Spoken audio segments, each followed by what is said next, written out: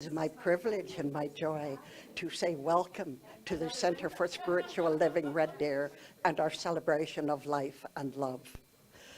You are so welcome here, and each one of you brings your own spirit, your own spiritual energy with you to enrich us all. And to those of you who are watching online, we love you too. Thank you for joining us. And to begin, let's read our opening affirmation together. It's in your program on a little yellow sheet, I think. I plant new seeds in my garden of life. The seeds are those of loving relationships, radiant health, prosperity, and creativity. I dig out the weeds of anxiety, limitation, and fear so that the good can grow and bear fruit. Thoughts are the seeds, and I am the thinker. I do the planting, and I reap the harvest. I tend my garden with wisdom, and so it is. And we'll have some congregational songs now. Stand if you feel like it. And Edith will tell us what we're singing and what the page number is. Okay, the first song we're going to do is I Think You're Wonderful. This was written by Red Grammer, and it's on page 119 in your book. 119.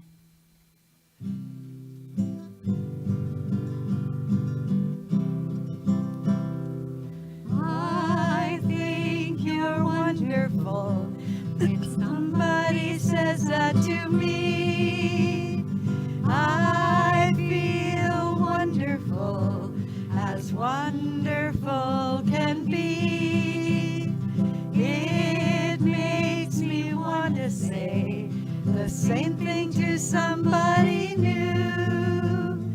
And by the way, I've been meaning to say, I think you're wonderful too. If we practice this phrase in the most honest way and find something special in someone each day, we'll lift up the world one heart at a time. It all starts by saying this one simple line. I think you're wonderful. When somebody says that to me, I feel wonderful, as wonderful can be. It makes me want to say the same thing to somebody new. And by the way, I've been meaning to say, I think you're wonderful too. When each one of us feels important inside, loving and giving and glad we're alive, well, if what a difference we'll make in each day, and all because someone decided to say, I think you're wonderful. When somebody says that to me, I feel wonderful, as wonderful can be. It makes me want to say the same thing to somebody new. And by the way, I've been meaning to say, I think you're wonderful too. And by the way, I've been meaning to say, I think you're wonderful too. It is. What a great song. Our next song is I'd Like to Teach the World to Sing, and this originated as a little jingle. It's on page 42. A little jingle called True Love and Apple Pie, and then they put some Coke words in and did a Coke commercial, so it became By the World of Coke. And then they dropped the Coke words, and it became a longer song, which we're singing now. But we've changed some of the lyrics in this. So 42, page 42.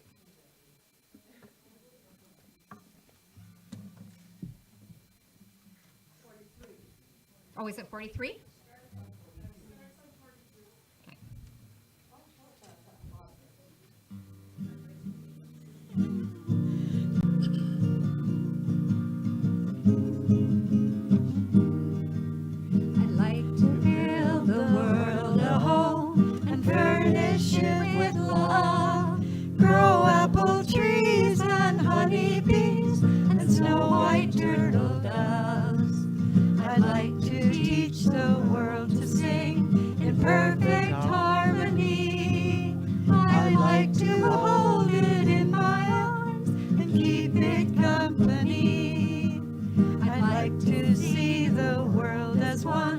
all standing hand in hand, and hear them echo through the hills, for peace throughout the land. That's the song I hear.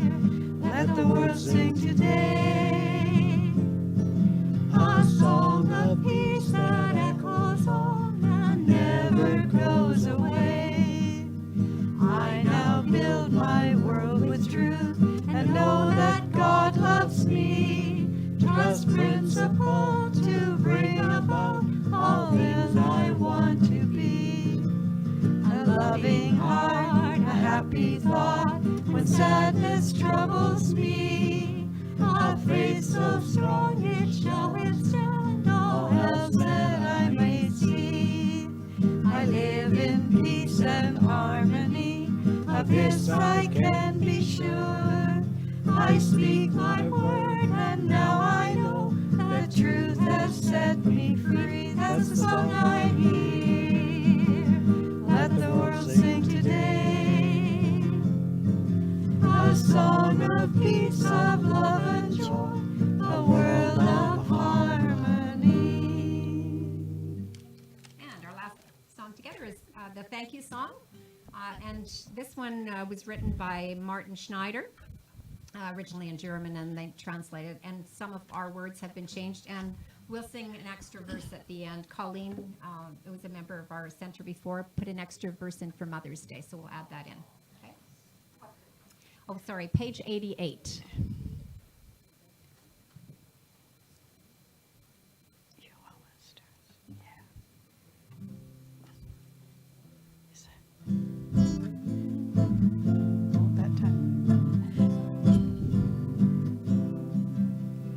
Thank you for giving me the morning. Thank you for every day that's new. Thank you, oh Lord, I am so grateful simply knowing you. Thank you for family, friends, and neighbors. Thank you for being here with me. Thank you, I know the world's unfolding as it's meant to be. Thank you, my every need is answered. Thank you for every pleasure small. Thank you for music, light, and gladness. Thank you for them all. Thank you for all my joys and sorrows. Thank you, the Spirit makes me whole. Thank you, I understand and feel your presence in my soul. Thank you, oh Lord, your love is boundless. Thank you that I am full of you. Thank you, you make me feel so glad and thankful as I do. Thank you for giving us dear mothers. Thank you for all the love you shared. Bless them for all their sacrifices made for us each day. Thank you, Edith. Thank you, Penn. Well, thank you. That was lovely. And I will take the opportunity to say Happy Mother's Day. How many mothers do we have in the room? Stepmothers? Grandmothers? Whatever. I get to join. I've never had children of my own, but I have two wonderful stepsons, and it warmed my heart when the one who's living in Lethbridge now called me last night to wish me a happy Mother's Day, knowing that I'd be a little bit busy this morning. So the meaning of a Mother's Day is so vital to us. And all of the many years, I mean, our modern age, not too bad, but I was listening on the radio this morning to the story of the lady who started the Mother's Day celebration in the United States. And it was actually after her mother had died, but her mother had always said there should be a day to honor mothers. And so after she passed, her daughter, Anna, I don't remember the last name, but struggled for a few years to get it made finally a national holiday. I think it was in 1914 that it became a holiday in the U.S. And because I was just listening to a broadcast, I didn't have time to look up what happened in Canada. But aren't we glad they did it? So Mother's Day is so much more than just a day with breakfast in bed and some flowers or whatever happens on Mother's Day. I wouldn't find breakfast in bed very comfortable myself. I'd far rather eat at my kitchen table, thank you. But anyway, however Mother's Day unfolds for each one of you, I say bless you for being that mother that is important in bringing up our next generations, for they will have their challenges too. So simply, I honor you. And we go now to one announcement. We have a bingo coming up this Wednesday, and guess what? We're asking if you can help. If you can spend an evening working the bingo, getting a free meal, and the food's not too bad there, by the way, but you contact Marianne Lee, and her phone number is 403-307-5874. And knowing that somebody may be scrambling for a pen either in this room or at their kitchen table, I'll give you the number once more. 403-307-5874. And thank you, those of you who work bingo faithfully and help us at this time. Over the last couple of years, needless to say, our income went downhill quite a lot, and it costs a little bit to keep our doors open. So let's go now to our Growing Spirit Circle. Do we have anybody willing to come up front so I can talk to you? Oh. And Dallas will bring this young fellow, and his name is, what's your name? Wilfred. Pardon? Wilfred, I should have known that too. I knew that last week and I forgot it. Will you forgive me? Maybe?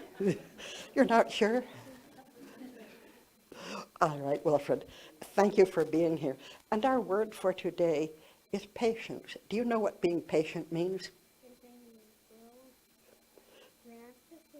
And waited to grow. Thank you, Wilfred. I won't forget next time.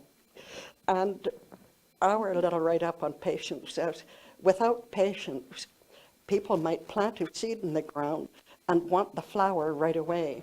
When we practice patience, we do things now that will bring us fruit or flowers in the future. We study all kinds of things that we will use many years from now. People who are patient do not whine and complain. They make the world a kind and gentle place, and other people feel safe around them. Isn't that an important line? That people who are patient help make the people around them feel safe. They're not always rush, rush, rush. Our affirmation is, no matter what, I trust God that all is well. Will you repeat that with me? No matter what, I trust God that all is well.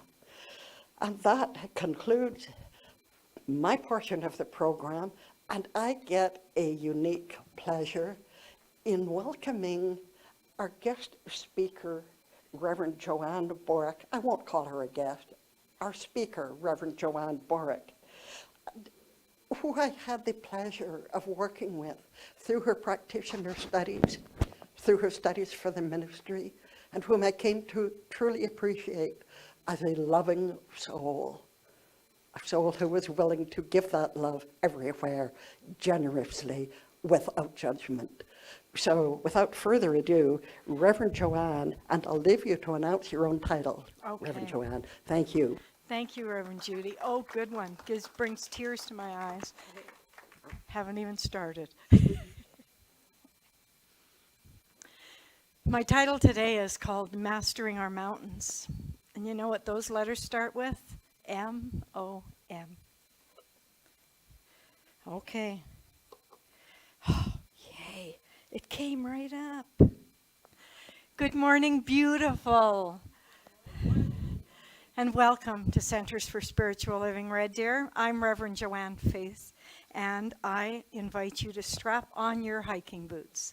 Because today we are going to celebrate moms, the divine feminine principle, and acknowledge all the lessons we were taught by our moms and by others. And I'm getting messages from the boss man. How's that? Okay. The messages and the lessons that we learned from that university that most of us graduated from, where we got our master's degree in life experience. So for now, I just invite you to just take a few deep breaths. And the reason we do that is it brings us all into this room and it connects you to me. And this is called the inhale, hold, exhale, hold. So we're going to do it 3 times. And first of all, let you just do it on your own. Inhale, hold for a few seconds, and exhale and hold. And once more, inhale and realize the peace in the hold, and exhale and realize the peace in release. And now let's do that together. Let's exhale all our breath and a big inhalation.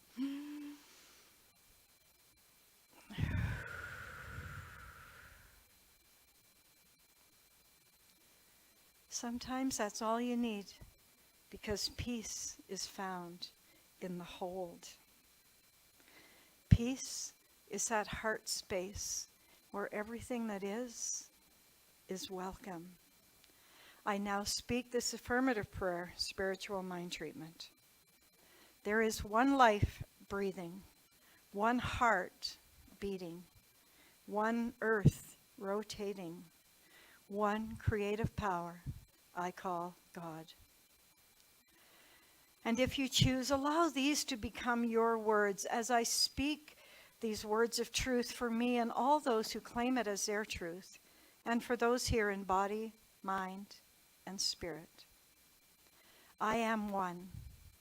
You are one, and we are all together one. As I accept and allow this oneness to envelop me, I know there is a power for good in the universe greater than I am, and I can use it, and I do. The presence of spirit is in each breath, each heartbeat, each and every success and obstacle. I feel it and I let it into my being. I face each mountain I encounter on life's path with courage, strength, and faith. Mind, body, spirit. Courage, strength, and faith. I am the master of my mountain. I am mastering mountains. I am the mountain. All is well. With great gratitude for the ability to speak this truth, for the harmony and beauty of my own landscape, I am blessed. By the earth, the water, the trees, the rocks, and the mountains. It is all part of my life experience. I am grateful for this center, for the philosophy of Ernest Holmes and his vision. For the ministers at Red Deer Center, my heart is overflowing with grace. And I now release my word into love, into the law of mind where it is always done. Acted on and returned to me, multiplied and overflowing. As together we say, and so it is. Whew, now that's a good morning moment. I know that every Sunday I get up here and I say, guess what? That topic was chosen just for me. And, you might not know, but globally we all speak on the same message. And we tweak it. We have a name. They give us a title. And I remember in my ministry, they said to me, never let your title interfere with your talk. So we have this title. And in fact, the topic this week is so near and dear to me that I already delivered it. I did it on February 27th, and it was called Fear to Faith. And if you didn't hear it, you can drop me a note and I'll send you my notes, or you can look it up on our Facebook page. So I know, it's remarkable. Fear to faith for me was like climbing a mountain. So when I read the subject, I thought, that's what I'm going to call it, Mastering Our Mountains. And I already knew I wanted to pay homage this Sunday to moms, to stepmoms and sisters and sister-in-laws and cousins and aunts and anyone who puts themselves out there in love and compassion. Because mothering is not a gender. It's a way of being. It's the way we inspire and mentor ourselves and others to mastery, to master our mountains. This month's theme, so we have a month and a week. This month's theme is emotions. And this week's topic was called the fear factor, and that didn't resonate with me at all. I wondered what was the opposite of fear. And I know we all think that faith is the opposite of fear. But I think, too, mastering your faith, mastery in our lives is where peace comes from. And it could be the antidote to fear. And know also that mastering your mountain isn't an ultimate goal. And once you master it, it doesn't mean there's no more mountains. It just means you're continually committed to mastering every mountain that you encounter. And this thought came to me, and it was an epiphany. And sometimes when I write, I think, oh, this is so good. I got to write this down. You might not think it's so great. But I was thinking about looking at a mountain, and it really came to me that mountains don't grow. We do. We grow. We grow in consciousness. We grow in faith. So whatever mountain we encounter, we can overcome it because we can always grow. Now, the subject notes for this week say, fear is one of the most common human emotions. Instead of allowing fear to paralyze or deter us from accomplishing our intentions, we can focus on the other side of the continuum and move through fear with faith. Now, fear is something that every one of us have experienced in their lifetime. Most of us can't even remember when we didn't have it. You know, when our biggest effort was to get food, sleep, and hugs, I think that's still my biggest effort. Food, sleep, and hugs. What else is there? And so as I write my service, I have an affirmation that I keep in my mind. And this talk was a mountain for me. So I tell myself as I'm writing that I master my mountains with courage, strength, and faith. And so I just allow you to each say that back to me. Let's say it together. I master my mountains with courage, strength, and faith. Thank you. Sometimes that word fear just takes me back. And when I read it, I thought, I don't even want to say it. I don't want to feel it. I don't want to acknowledge it. But who am I kidding? I mean, fear is a real survival tactic. If you're in physical danger, you need fear because it tells you that you're in danger. The issue is sometimes fear can become a cloak and we wear it and it protects us, but it also provides a blockage. So it can protect us and it can remove us at the same time. Fear is an emotion like so many others. And I remember, I think it was Mark Twain said I had some terrible things in my life, most of which never happened. And if you've heard this saying, making a mountain out of a molehill, well, the emotions that are fear come from a thought. Ernest Holmes taught us in our teaching the greatest gift we have is the ability to think for ourselves. Most of our fear, which has been labeled false expectations appearing real, are the result of thought. So today, instead of making mountains out of molehills, let's make molehills out of mountains. And the intent to make a molehill out of a mountain is easy if you remember that mountains don't grow. We do. And there was so much to learn about emotions. This was an emotional service, an emotional day for me. So how appropriate that we're talking about emotions. I don't know how many of you still have your mom. Gord, you're so lucky. But this is a day I remember my mom, and it wasn't always rosy, but what comes to mind is the rosiness. Jane and Susan, is this your first Mother's Day without your moms? So that is one of the deepest emotions. And emotions provide really good information. They bring back memories, and we can reflect on them, and we can explore them, and we can use them for growth. There's so many of them to choose from. You know, there's a course called the Emotional Continuum, and it's this big circle, and inside's the emotion, and then farther out is that emotion was the result of thought, and that thought was the result of an experience, and that experience was the result of a thought that probably wasn't even true. So the outside that's holding you together may or may not even be real. And so I know there's a lot of teachings that talk about healing at the experience level. And that truly is where our emotions stem from. And I can't tell you enough what a big emotion faith is. In our teaching, we learn there's only one God.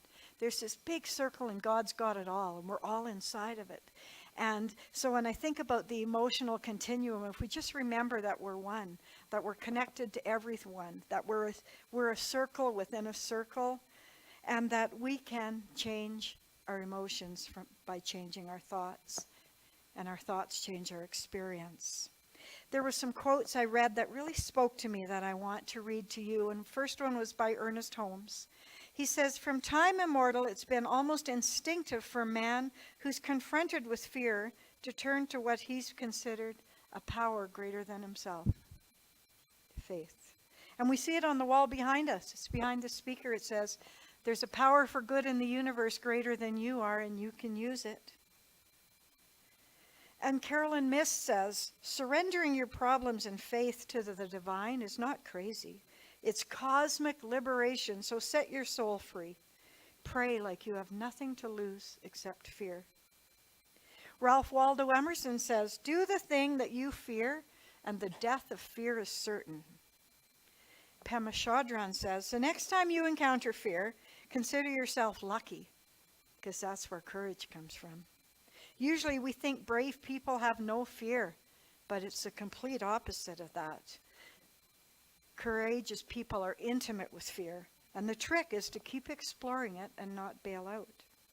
Even Michelle Obama in her book Becoming says, "Failure is a feeling long before it becomes a result.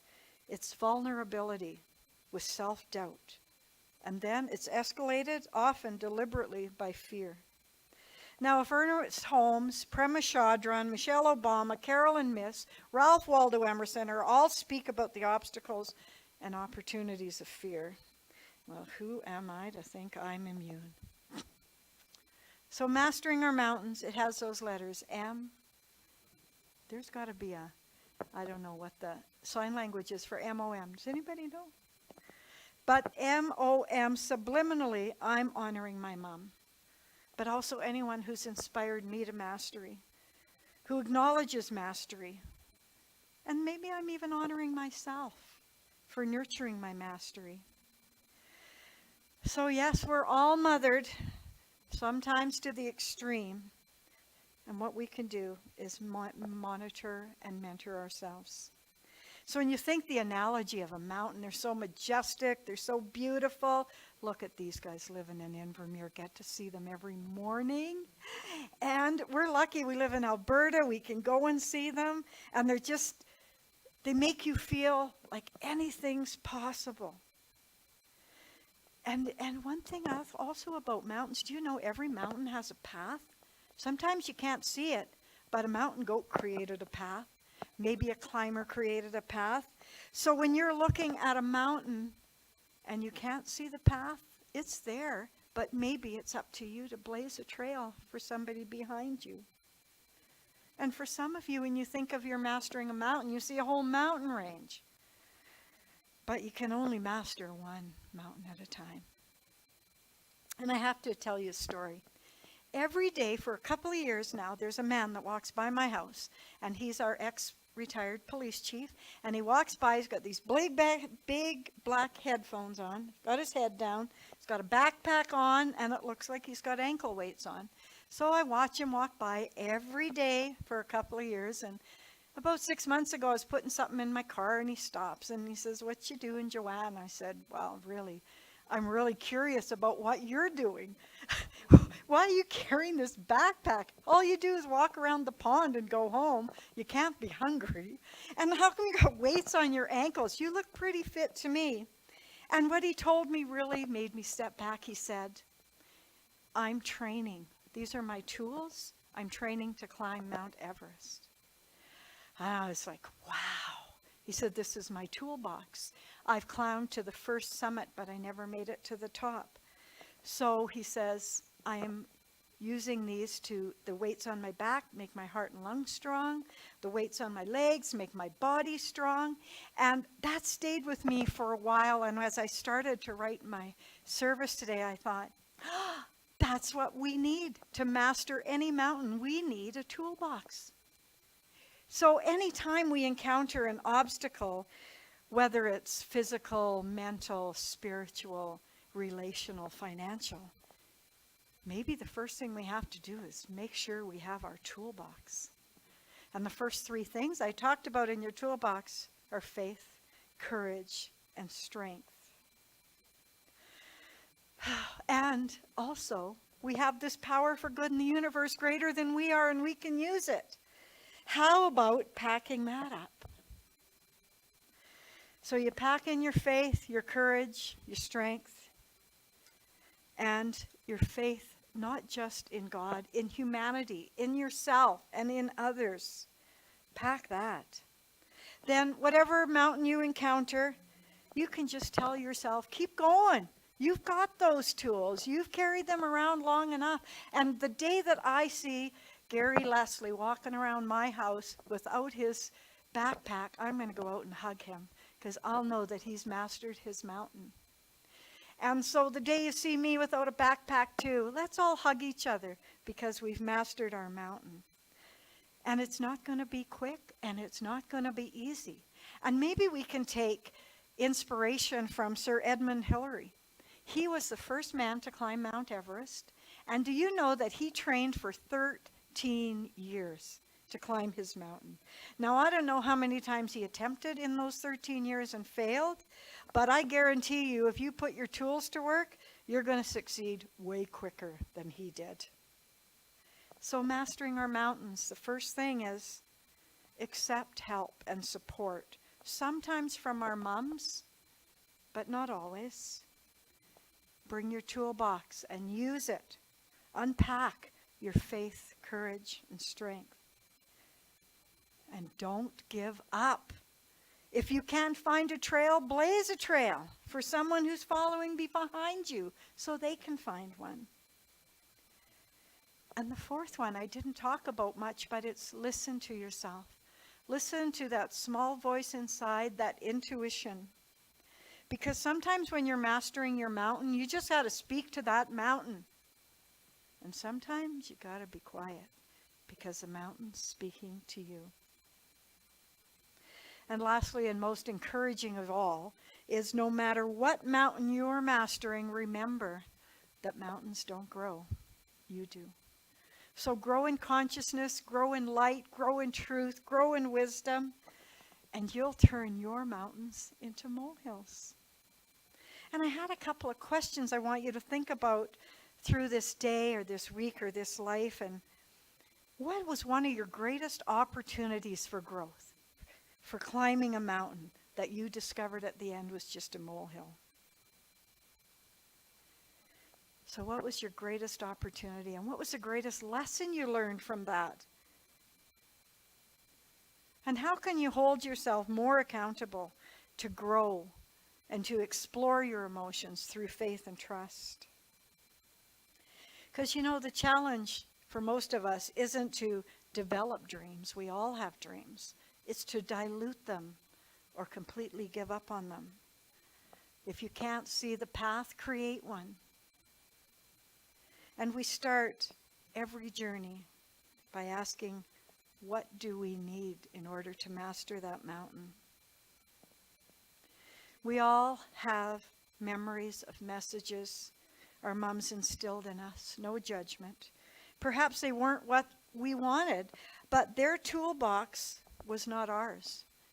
I think sometimes a mother thinks her toolbox is just the crib, the diapers, and the bottles. But boy, aren't they in for a rude awakening. I know I was. That was the least of my worries and continues to be. I need to master mountains constantly as a mother and a grandmother. I need to pack tools of understanding, faith, courage, and strength too. Today is a great day to honor the divine feminine and mothers. Today's a great day to simply say thank you. Today's a great day to remember there's a power in the universe greater than you are, and you can use it.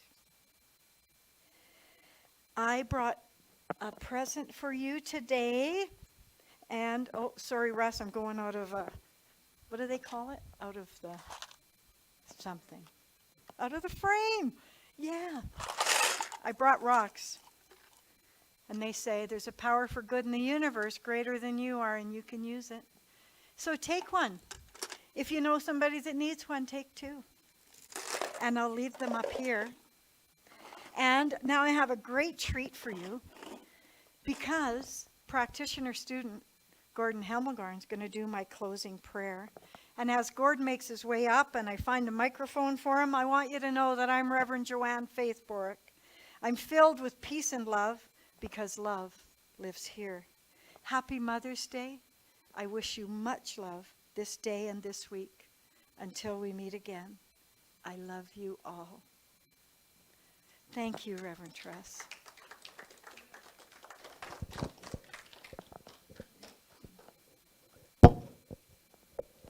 Gord, it might just lay down there. Do you want to try it? Okay.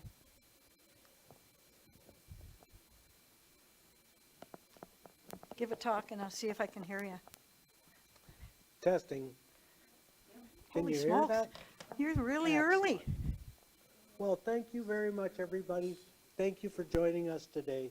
What a wonderful, eloquently placed message that Reverend Joanne shared with us. We are so blessed to be able to have her. So I don't know what else I can say as a closing treatment, but I do have a couple of thoughts I'd like to share with you. I know the universe is governed by an infinite intelligence. I call this intelligence God. I know God is in all things, and all things are within God. I give great thanks every day for the beauty and perfection of all it is. On this day, on Mother's Day, it is easy to see God demonstrating in the mother essence of all. Mums from around the world demonstrate continued strength, perseverance, intelligence, and always seem to have the capacity to nurture, whether it be sharing knowledge, providing food, or healing a minor scrape or boo-boo. Mums are always there to nurture and provide. As I go about my day, I draw strength from all the examples of all mums. Thank you, God. Thank you, mums, for all the good that is done. And so it is.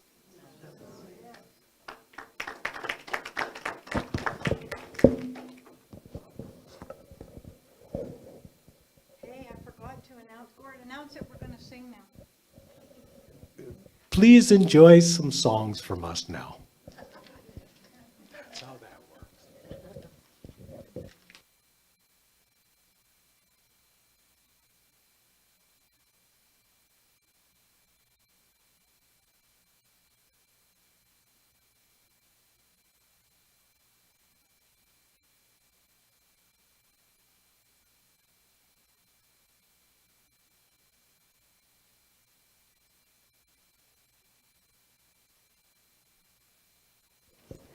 Before we start our music, let's do our prosperity affirmation.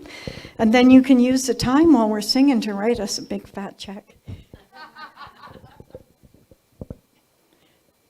It is the Father's good pleasure to give me the kingdom, and it is my place to rule that kingdom with wisdom, enjoying its abundance and sharing that good with all. There is no need to hold tightly to what I give, for my supply has no limit. I give freely and accept fully, and so it is. Okay, we're going to do the road.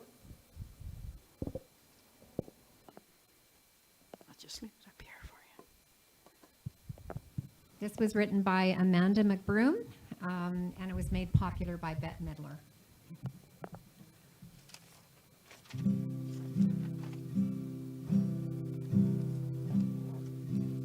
Some say love, it is a river that drowns a tender reed.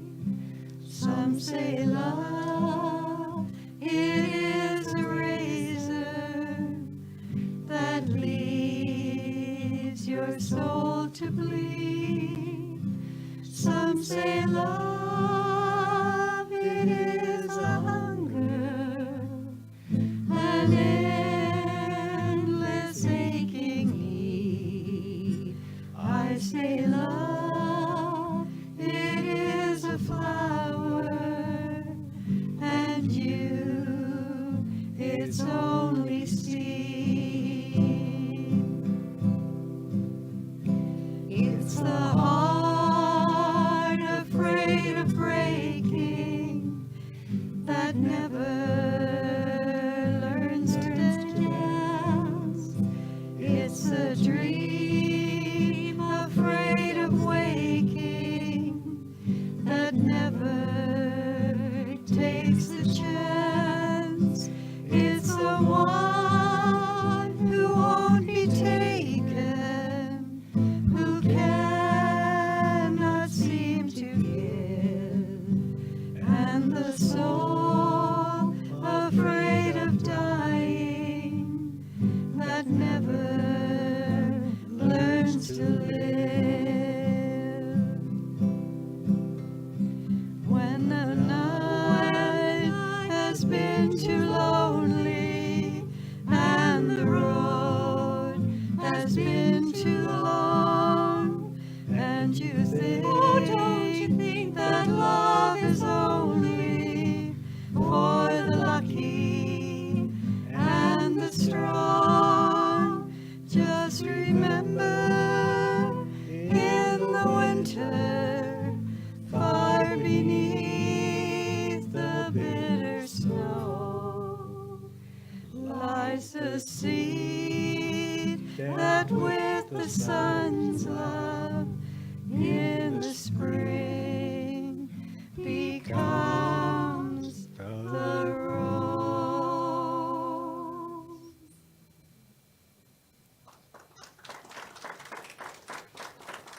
And if you'd like, Okay. Do you want to announce?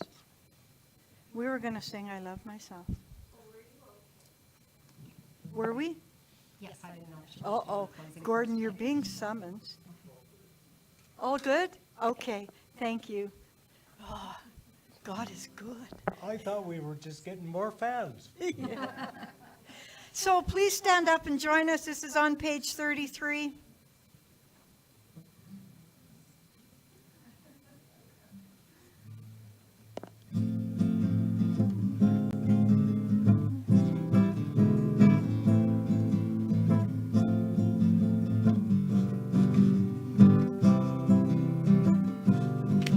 I love myself the way I am. There's nothing I need to change.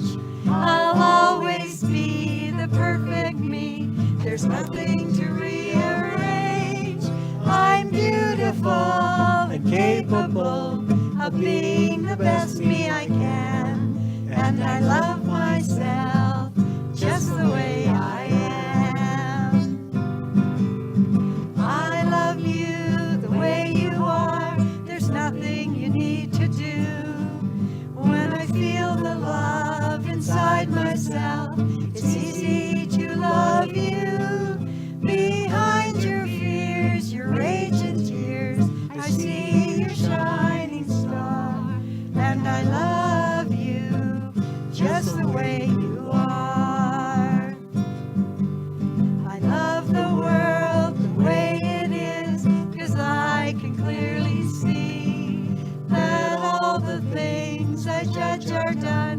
by people just like me.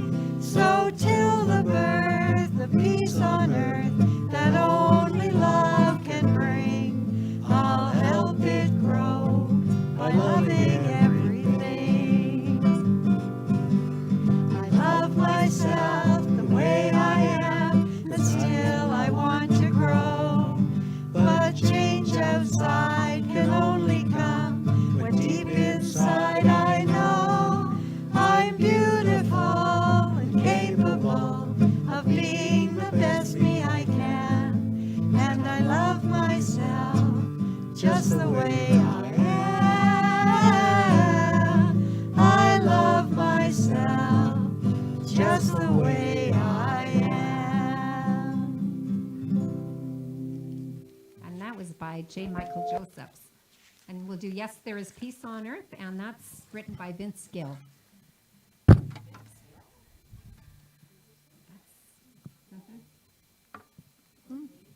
Oh, sorry, 114. Wow, I didn't know that.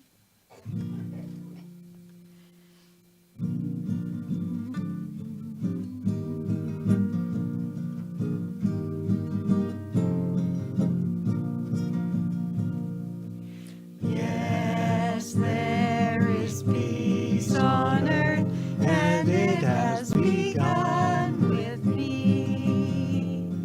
Yes, there is peace on earth, a peace that was meant to be.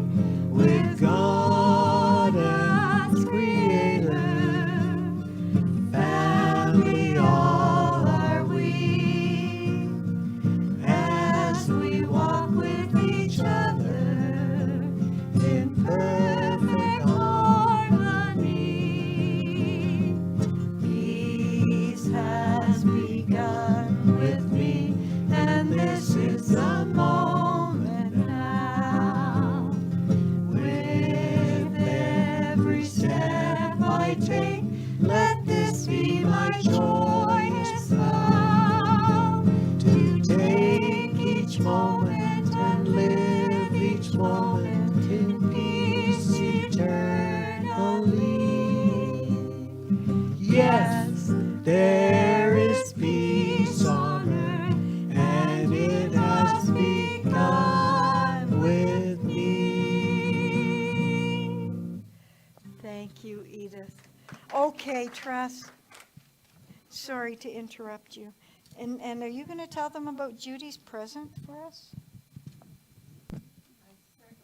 Oh, there, is that loud enough? Oh, yeah. Yeah, plenty loud. If you like to close your eyes and be right here, right now, and know with me that there is one divine, one universal power that is in, as, and through me, in, as, and through each and every one here, in, as, and through the all that is.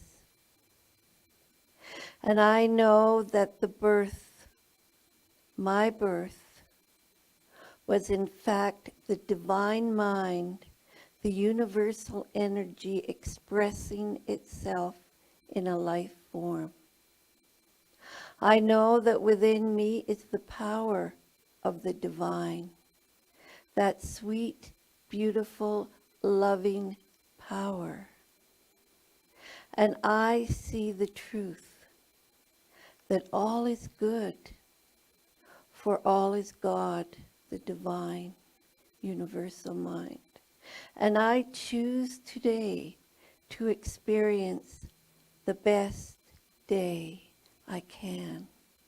And I choose to see those around me with loving, loving sight. I see as a mother looks upon her child, the beautiful perfection, the miracle of life. I see that in everyone and every living form today. And not only today, but this continues on. For I, the divine within me, recognizes and honors the divine in each and every one here. And together we say, and so it is. And now, Reverend Judy, would you like to come up and explain what you've been up to, Reverend Judy? What am I to explain? You're on the hot seat. You have to explain what you're up to today with all of these things behind I me. see. Well, as is our tradition on Mother's Day, we have some roses. And I'll ask each of you ladies here just to come up and choose your own rose to take home with you for today. So with that, and know that we love you and that that rose is a symbol of the love that you have given your children or to your spouse and hopefully to yourself too. So